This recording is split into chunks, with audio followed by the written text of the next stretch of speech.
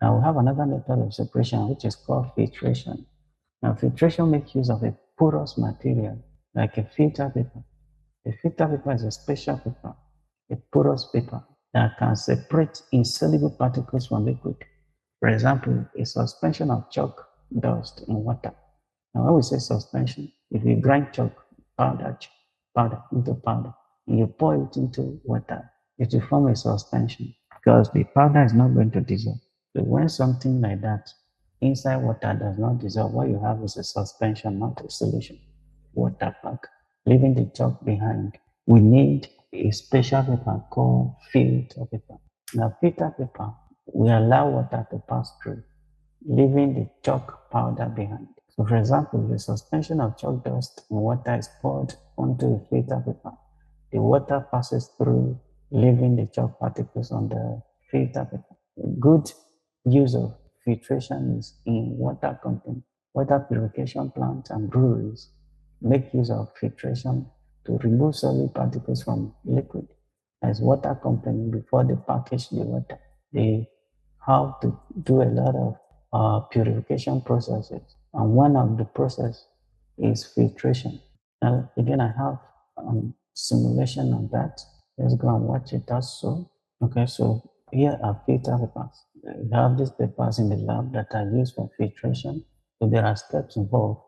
First of all, you pick up one filter paper, then this line I drew at the middle, you fold it on that. You just use it as a representation. It's not as if the filter paper has a line there. That is, before you do filtration, you have to fold it into two here, as seen here.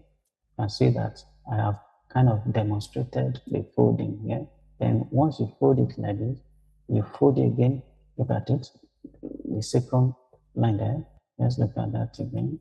This one, the first folding is to fold it into two halves. Then after that, you fold along this part again to form this type of shape. Then you hold it and gently open it to form a funnel-like shape, like something like this. When you fold it twice like that and you open it at the middle, you are going to have something like this one here.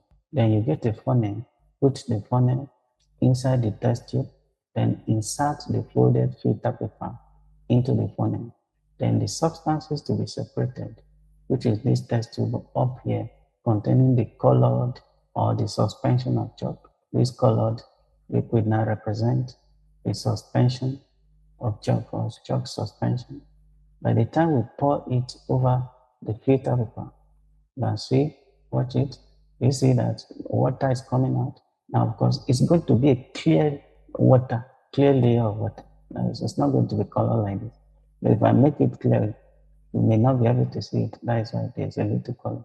Now, what I'm saying in essence, this filter paper is so accurate that if you use it to filter chalk suspension, the water that is going to come out in this test tube will be clear, colorless, like the normal water, like drop, like that, leaving the chalk particles on the paper while the water comes into the test tube. So that is filtration method used in the lab. The industrial one makes use of a filter bed, which is far bigger than